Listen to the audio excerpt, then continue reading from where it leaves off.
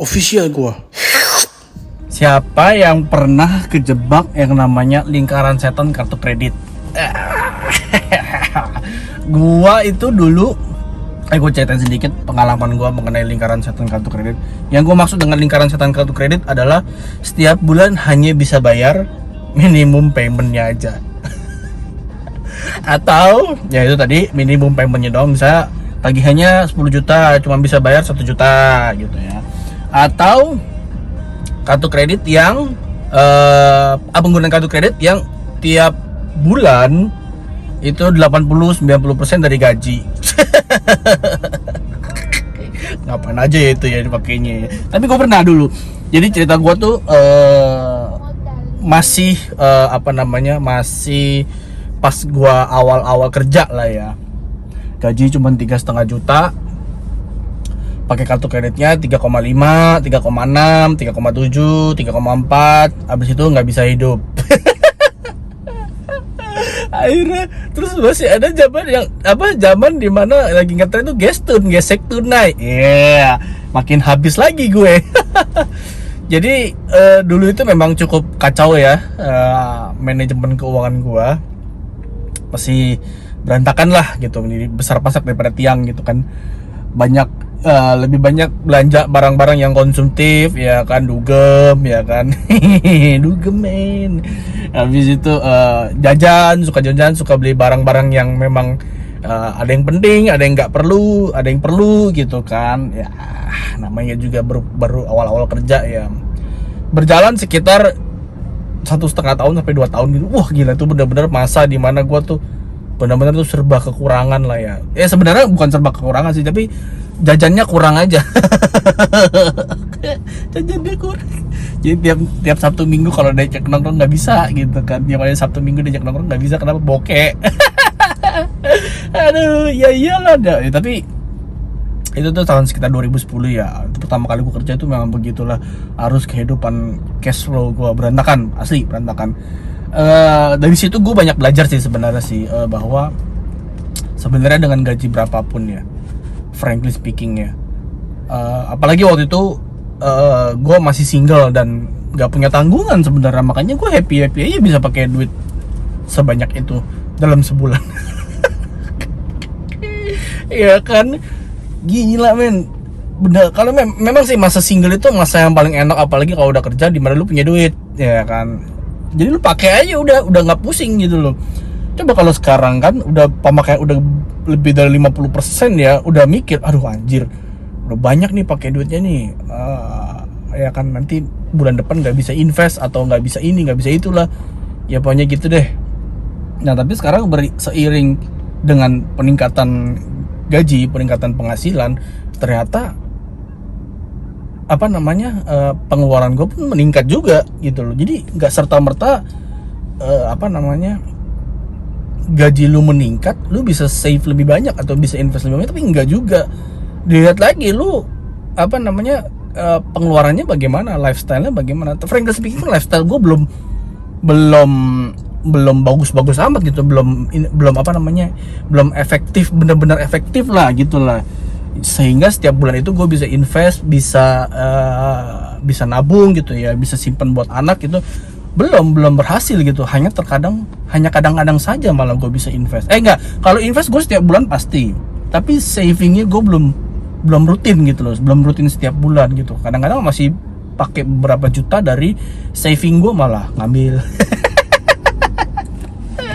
Ya kan, kadang-kadang masih pakai. Artinya balik lagi ke manajemen keuangan ya. Ya gue memang belum jago-jago banget lah memanage uang, tapi ya sudah mengarah ke sana gitu lah ya kan. Nah buat lu pada yang memang pengen belajar manajemen keuangan, sebenarnya banyak sih banyak ilmu-ilmu yang bisa kalian pelajari di YouTube di Instagram ya kan, dan tempat lain gitulah. Di website juga banyak yang ngajarin manajemen keuangan, bagaimana persentasenya berapa gitu ya. Yang penting tuh beli kalau memang kalau memang lu udah gajian gitu ya, pastikan dulu biaya rutin atau cicilan itu dibayar dulu ya. Rutin itu kayak misalkan buat belanja bulanan gitu, buat makan bulanan gitu dibajetin gitu kan. Buat apa namanya, buat anak itu dibajetin, buat pergi makan keluar mungkin juga dibajetin kalau memang orang merasa itu perlu. Tapi kalau gue sih nggak gue bajetin kalau pergi makan di luar gitu kan. Ya sekiranya udah 1 sampai 2 kali pergi makan di luar tiap dalam 4 minggu itu, ya gue nggak makan di luar lagi, gue masak di rumah gitu. Artinya udah cukup gitu loh. Dan juga kayak biaya maintenance mobil ya kan, maintenance rumah ya kan, maintenance motor gitu juga perlu dibajetin gitu loh. Jangan sampai over budget gitu loh. Jangan sampai kelupaan akhirnya pada saat mau servis mobil kagak ada duitnya ya kan. Apalagi tiap tahun kan kita pasti bayar pajak ya kan, bayar pajak, bayar PBB lah misalnya, itu juga mesti dibajetin gitu loh ya kan. Asuransi dan lain-lainnya lah, itu sebisa mungkin orang memanage keuangan itu harus dibajetin setiap posko-posko pengeluaran yang memang harus rutin setiap bulan gitu. Cicilan ya kan, belum lagi cicilan. Gua itu kalau dibilang cicilan gua itu hampir 40 lebih dari 40, di bawah 50% lah.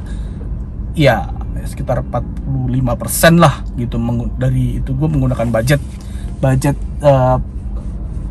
cicilan gua itu 45% dari gaji gua gitu, kira-kira lah ya.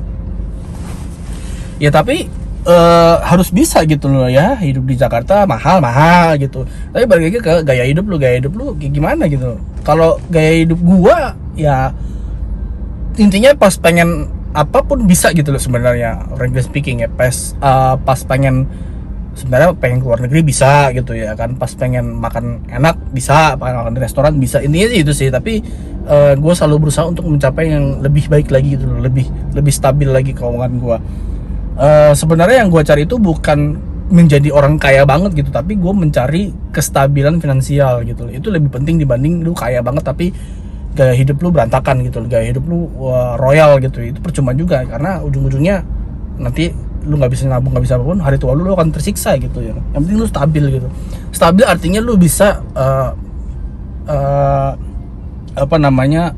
bisa cukup untuk kehidupan lu sekarang maupun di masa depan gitu. Yang lalu biarkan yang berlalu, karena ya udah terjadi kan kalau yang lalu kan gitu. The point is jangan belanja yang hal-hal yang lu nggak perluin ya gitu ya. Emang iya sih, lu nggak perlu belanja yang hal-hal yang lu nggak perlu, bener juga sih. Ngapain lu nggak perlu beli gitu kan. Tapi yang paling penting itu tadi ya, sandang pangan pakan lorong itu udah terpenuhi lah setiap bulannya. Itu yang paling penting sih sebenarnya sih. Nggak usah jiwa-jiwa konsumtif, jiwa-jiwa yang udah ngelihat jiwa-jiwa sale gitu ya. Maksudnya sale itu diskon, jiwa-jiwa diskon, ada sale sekian persen itu orang membabi buta belanjanya. Nggak gitu juga gitu ya kan. Tapi padahal tuh dulu gue gak suka belanja, gue bukan belanja sih, tapi lebih ke nongkrong ya, nongkrong dugem ya kan. Gue gak tahu gimana lorong mengatur keuangan itu adalah urusannya lorong ya, tapi gue kasih kisi-kisi bahwa harus diatur ya. Jangan sampai lorong menyesal di kemudian hari begitu udah akhir bulan, iya anjing nggak bisa bayar kartu kredit. Kan lucu ya gitu ya. Official gue